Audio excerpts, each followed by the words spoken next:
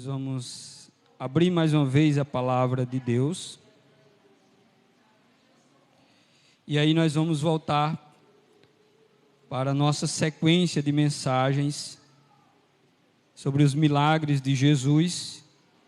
E hoje nós vamos falar sobre a cura de 2 cegos, que foi realizado pelo nosso Senhor. O texto que foi lido é o Evangelho de Mateus, o Evangelho escrito por Mateus no capítulo 9. Vamos ler Mateus capítulo 9, do verso 27 até o versículo de número 31.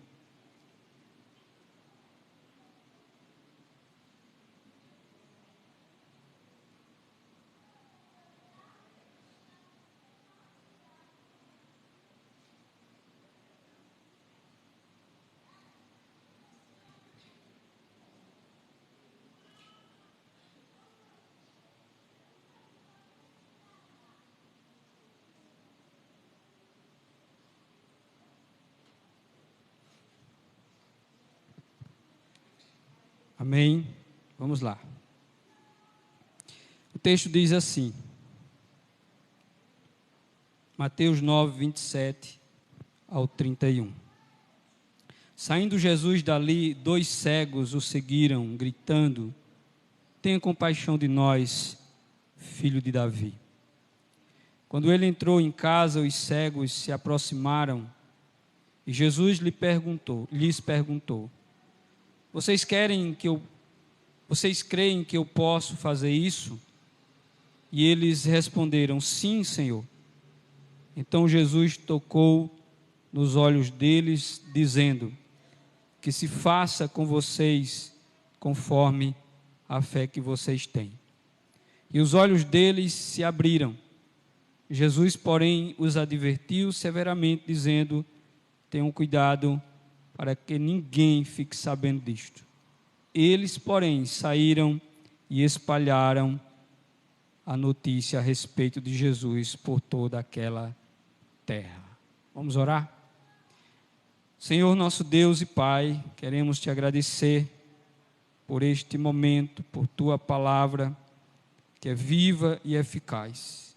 Ó Deus, que nesta noite, teu Santo Espírito venha estar falando aos nossos corações, através da tua palavra.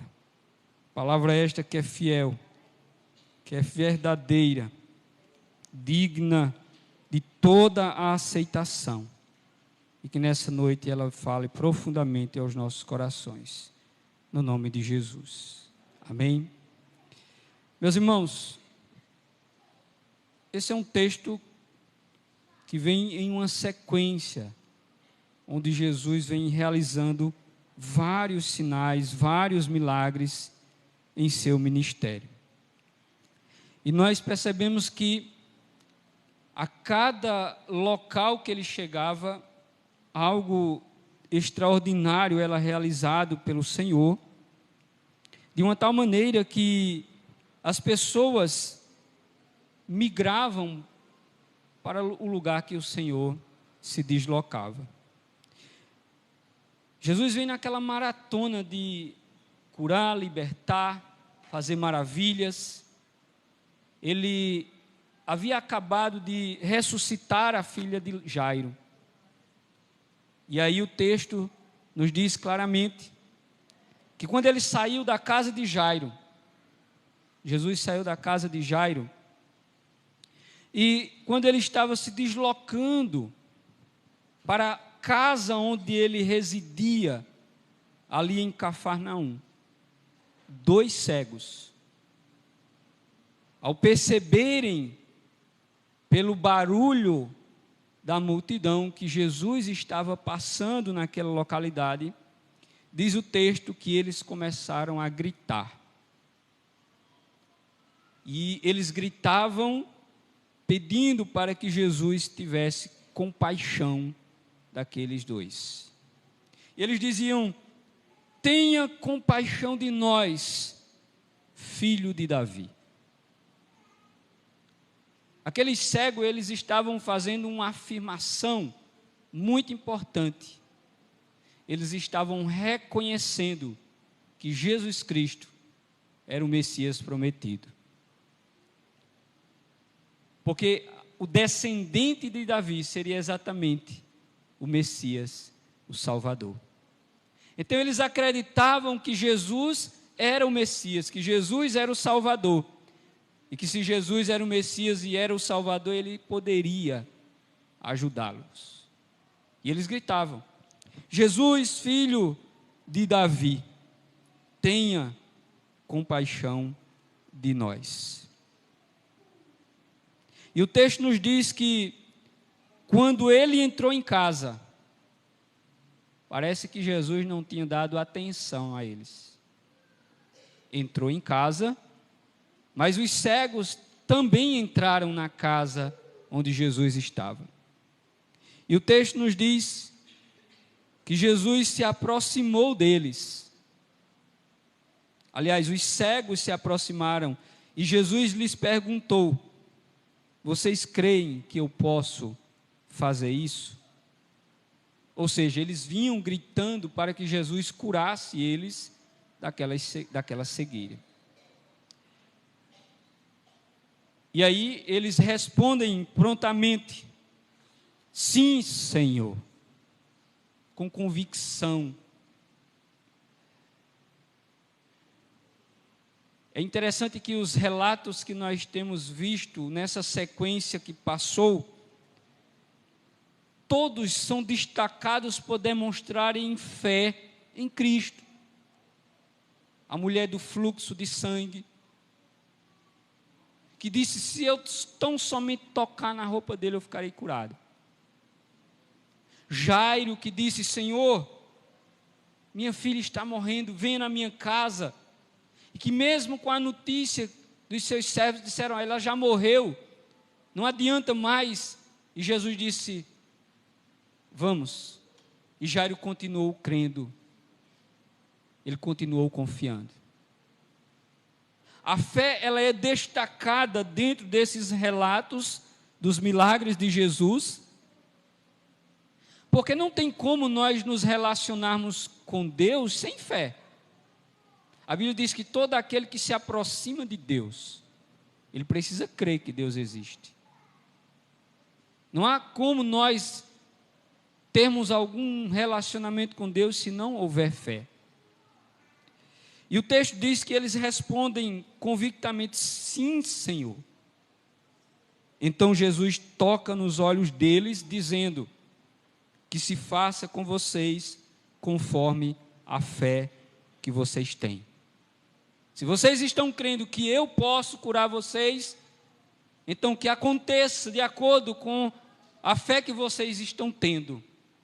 E o texto diz: e os olhos deles se abriram. Imagine aqueles homens abriram os seus olhos e eles agora contemplavam o próprio Deus diante deles. Eles veem Cristo diante deles. E o texto continua dizendo que após eles estarem enxergando, Jesus faz uma advertência, dizendo que eles não publicassem o acontecimento, mas diz que aqueles homens saíram dali, espalhando aquela notícia a respeito de Jesus. Cegueira era um problema comum nos tempos antigos, por várias razões: doenças, pecado, acidentes. Havia várias situações que acabavam ocasionando a cegueira. Então, era algo comum, pessoas cegas. Como acontece ainda hoje em lugares onde há uma limitação em termos de condições de vida adequada. de assistência, de atendimento médico, as pessoas acabam adquirindo doenças por conta dessas coisas. Então nós vamos ver em alguns relatos cegos tendo esses encontros com Jesus. E não só foi esses dois e Bartimeu que foram curados por Jesus. Porque o próprio evangelista diz que Jesus fez muito, mas muito mais milagres do que está escrito. Nós estamos em uma sequência de milagres que os que estão registrados na palavra de Deus são 35 que Jesus realizou. Mas ele não só fez 35. Isso não significa dizer que Jesus só curou esses dois cegos e Bartimeu. Ele curou outros. Porém, Deus, na sua soberania, decide selecionar a história destes dois homens e daquele outro cego mais famoso chamado Bartimeu. Então, por algumas razões, a cegueira atingia as pessoas. E com isso tornava a vida das pessoas mais difícil. Com limitações, com privações, sujeitando essas pessoas a viverem, a mendigar, como era o caso de Bartimeu. Bartimeu mendigava à margem do caminho, diz a Bíblia. Então esses homens, eles tinham um problema. Eles não podiam ver. Se eles não podiam ver, eles não podiam trabalhar. Se eles não podiam trabalhar, eles tinham dificuldades para se sustentar. Se tinham famílias, o problema era ainda maior. Então vejam que esses homens têm um problema ocasionado, a Bíblia não diz pelo que diretamente, apenas aponta qual era o problema deles. Eles eram cegos.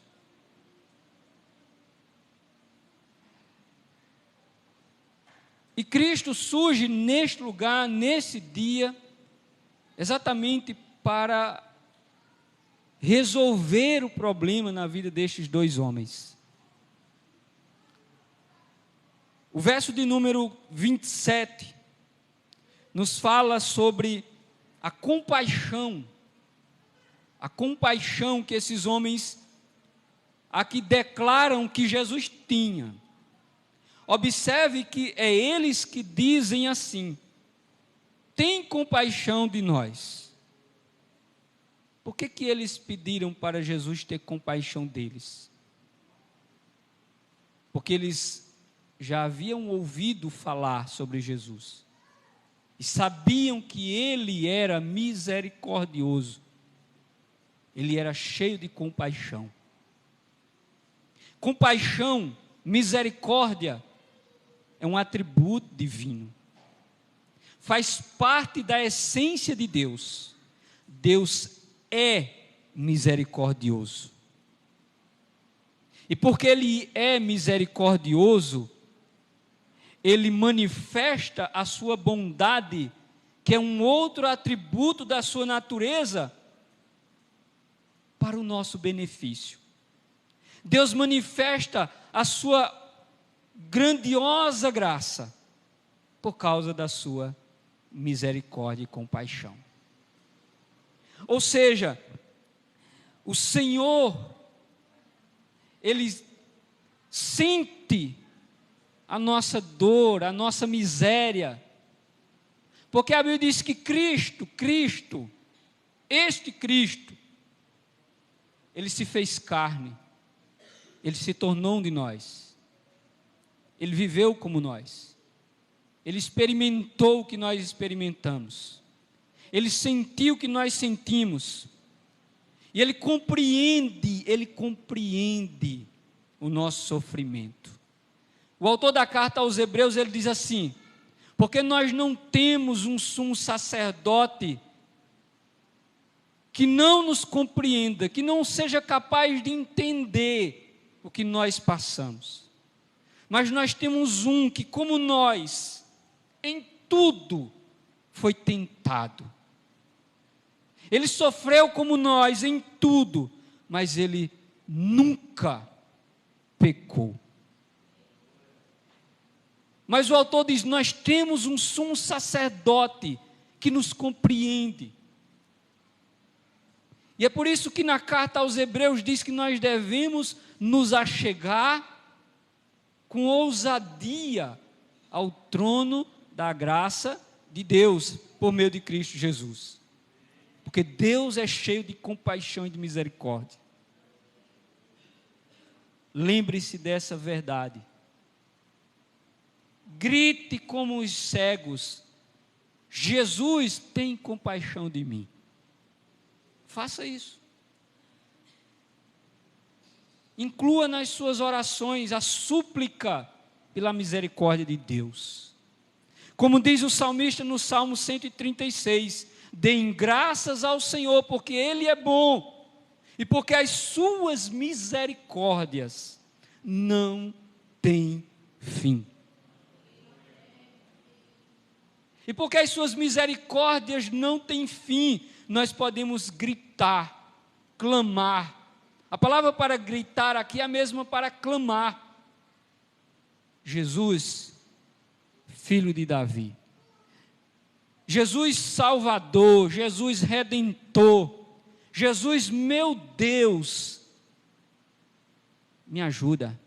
Era isso que esses cegos estavam dizendo. Eles reconheciam a messianidade de Cristo.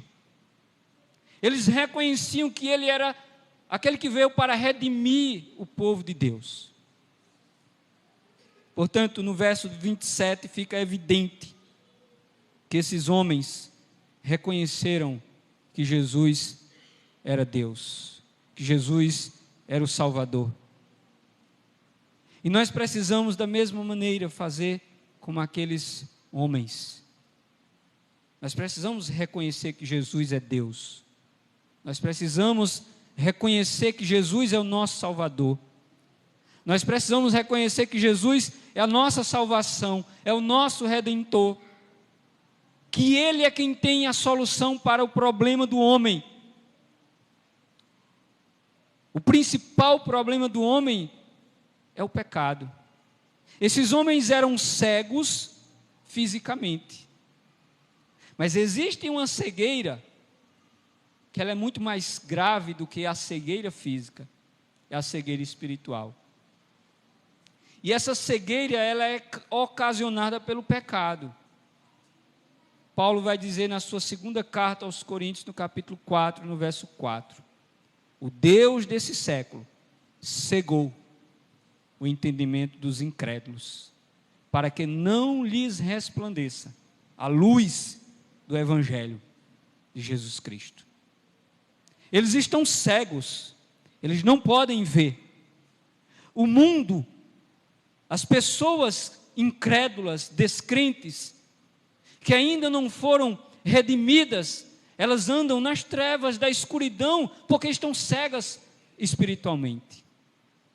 Elas não conseguem enxergar a glória de Deus, a beleza de Deus, a majestade de Deus. Elas não conseguem. E por isso, a palavra de Deus nos diz que o Senhor veio para dar vista aos cegos. Ele veio para dar vista aos cegos, dizia o profeta Isaías, falando do Cristo. E essa dar vista aos cegos não é apenas visão física, mas é visão da glória de Deus. É tirar dos olhos espirituais as escamas que nos impedem de enxergar o Cristo que nos deu vida e que veio a esse mundo para nos salvar. Nos versos de número 28 até o verso de número 30, nós encontramos a manifestação da fé destes homens no Cristo. Eu quero dizer para todos aqui que nós precisamos de fé em Cristo. A sua fé precisa estar em Cristo. Porque se a sua fé não estiver em Cristo, não vai ter utilidade nenhuma. ela não terá utilidade nenhuma para a sua vida. O texto nos diz que quando Jesus entrou em casa, os cegos se aproximaram e Jesus lhes perguntou: vocês creem? Eu quero transformar essa pergunta de Jesus em duas. A primeira parte é quando Jesus diz assim: vocês creem? E aí nós podemos reproduzir essa pergunta nesta noite aqui, para cada um de nós. Vocês creem que Jesus é o nosso Salvador? Vocês creem que Jesus é o Filho de Deus? Vocês creem que Jesus morreu pelos nossos pecados? Vocês creem que Jesus ao terceiro dia ressurgiu dentre os mortos triunfantemente? Vocês creem? Vocês creem que esse Jesus fez a promessa de que Ele voltará para buscar aqueles que nele creem? Vocês creem? Vocês creem? Jesus disse para eles: vocês creem? E a segunda parte da pergunta é: Jesus diz: vocês creem que eu posso fazer isso por vocês? Vocês creem? Eu quero fazer uma aplicação dessa segunda parte da pergunta, dizendo o seguinte: você crê que Jesus perdoa pecados de pecadores? Você crê que Jesus leva um homem pecador para o céu? Você crê que um pecador pode ter o seu nome escrito no livro da vida? Você crê que Jesus Cristo pode libertar o homem da escravidão do pecado? Você crê que Jesus Cristo pode fazer isso por um pecador? Você crê que Ele pode fazer isso? Porque, meus irmãos, não é somente crer que Ele pode curar. Porque tem gente que crê que Jesus cura, mas não crê que Jesus salva. Tem gente que crê que Jesus cura uma enfermidade, mas não crê que Jesus leva o pecador para o céu. Tem gente que ora para Jesus curar uma enfermidade, mas ela abomina quando alguém diz assim: Jesus me salvou, Jesus me salvou, e porque Ele me salvou, eu vou morar com Ele no céu. Entende que nós não podemos crer numa coisa e descrer de outra. É importante sabermos que o foco aqui não é a cura do cego em si. O personagem principal dessa história não é o cego, é Cristo. É Cristo. Não foque no cego. Não se preocupe com a cegueira dele. Olhe para Cristo nessa história.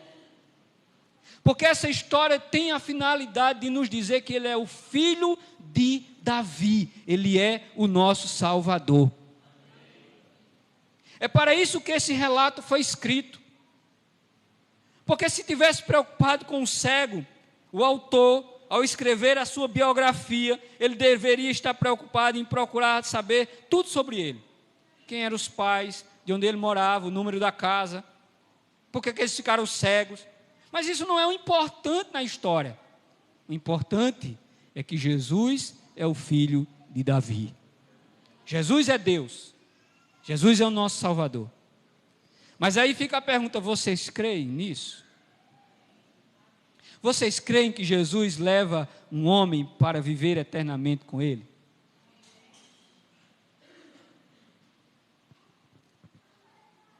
Assim como os cegos responderam convictamente: sim, Senhor.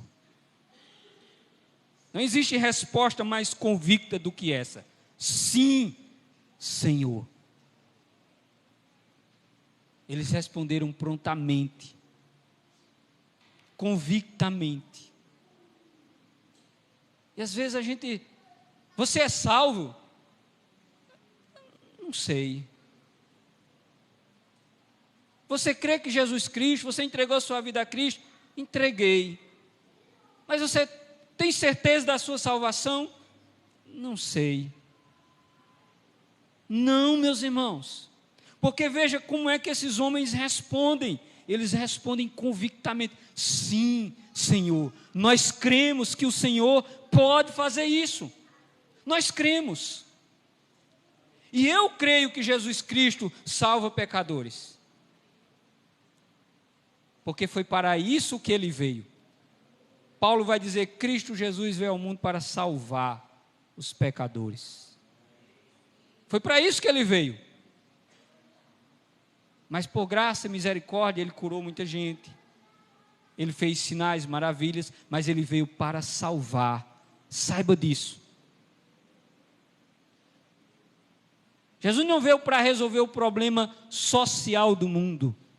Jesus veio para resolver o problema espiritual desse mundo. Jesus disse para os discípulos dele, principalmente para um, que questionou um momento em que um valor foi desperdiçado, por ter comprado um perfume caro e ter derramado aquele perfume, e ele disse: esse dinheiro poderia ter sido usado para matar a fome de muita gente. E Jesus disse: olha, os pobres, vocês sempre terão no meio de vocês. Jesus não veio para resolver o problema social do mundo, porque o problema social não é o maior problema do mundo. O maior problema do homem é espiritual. É que ele pecou, ele está perdido, ele precisa de Cristo. Esse é o maior problema do ser humano. E foi para isso que ele veio, para nos salvar. E aí Jesus disse que se faça conforme a sua fé. Paulo, na sua carta aos Efésios, diz: pela graça nós somos salvos, por meio da fé.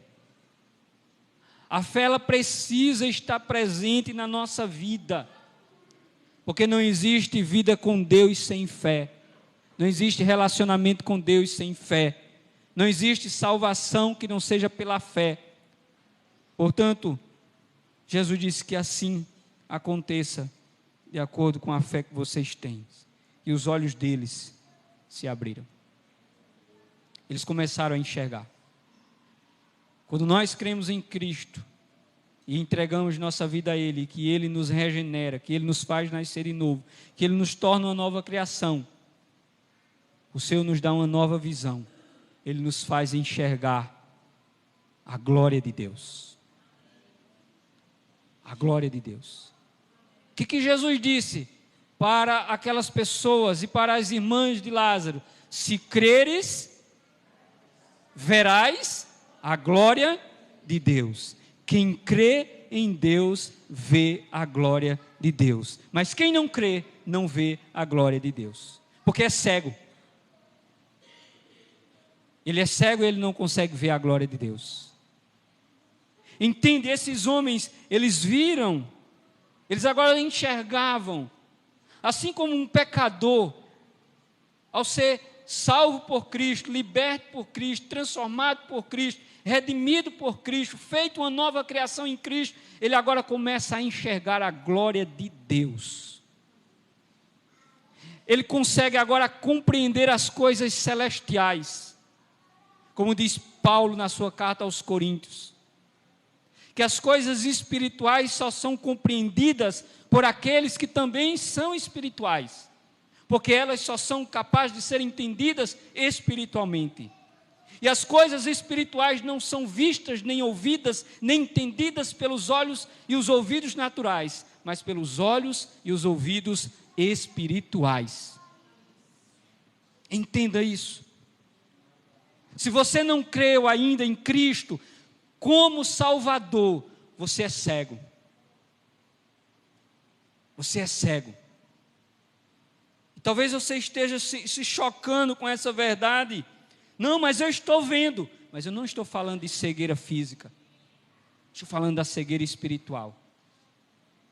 Daquela que Jesus Cristo encontrou um mundo perdido nesta mesma condição. E aí ele saiu restituindo essa visão espiritual novamente. Eu era cego espiritualmente. Oh, quão cego eu andei e perdido vaguei, longe, longe do meu Salvador. Mas da glória desceu e seu sangue verteu para salvar um tão pobre. Percebe? Eu era cego, mas Cristo me curou dessa cegueira espiritual. Isso significa que Ele me deu vida, estando eu morto nos meus delitos e pecados. No verso de número 31, para nós concluirmos. O verso de número 31 nos diz que Jesus faz uma advertência, no 30 e no 31, aqueles homens, eles desobedeceram Jesus. Mas Jesus sabia que eles iam desobedecer. Jesus disse, olha, não conto para ninguém. Mas eles sabiam que eles iriam desobedecer.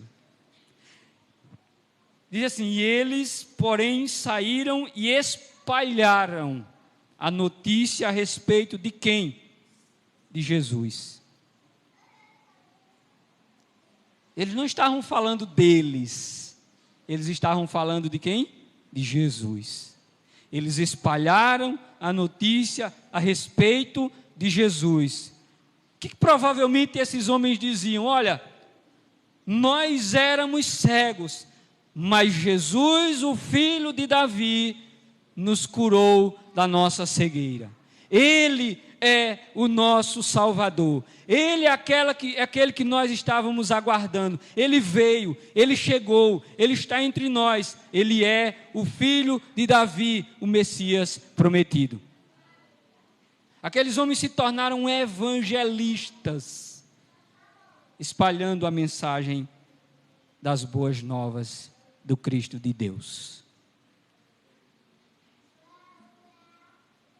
Que isso, meus irmãos, tem a ver com nossa vida,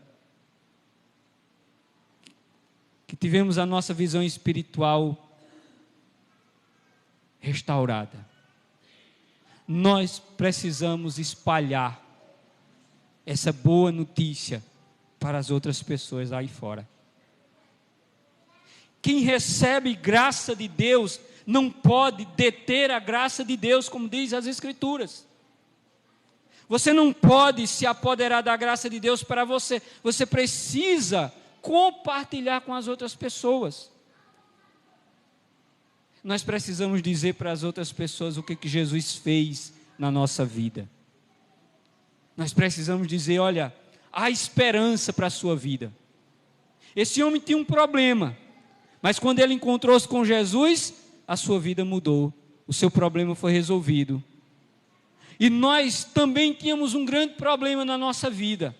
Nós estávamos perdidos, nós estávamos condenados, nós íamos passar a nossa eternidade no inferno. Mas Cristo, Ele nos encontrou e Ele restaurou a nossa vida. E nós precisamos dizer para as pessoas, tem solução para a sua vida. Sua vida tem solução. E a solução se chama Jesus Cristo.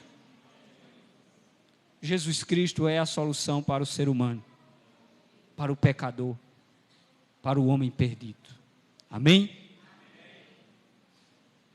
Nós precisamos crer que Deus pode mudar qualquer situação na nossa vida. É isso que Jesus disse. Você crê que eu posso fazer isso? Nós precisamos crer que Jesus pode fazer qualquer coisa na nossa vida e na vida do ser humano. Uma outra verdade que essa história me ensina é que esse texto está me dizendo que Jesus é o Messias, o Salvador que o mundo esperava. Ele já está entre nós. Ele já veio. Ele já entregou a vida dele por nós. Mas esse Jesus, Salvador, ele vai voltar. Ele vai voltar. E por fim, essa história me ensina que se eu creio, se eu sei quem é Jesus, se eu sei o que ele vai voltar, eu preciso espalhar. Nós precisamos espalhar essa notícia. Quando nós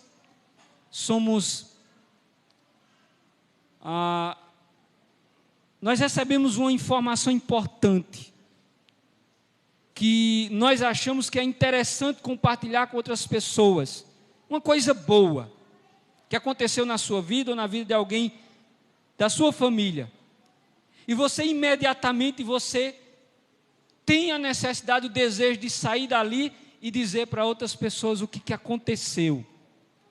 Nós precisamos fazer a mesma coisa, nós precisamos sair e dizer para as outras pessoas o que Jesus fez, e o que Jesus faz, e quem Ele é.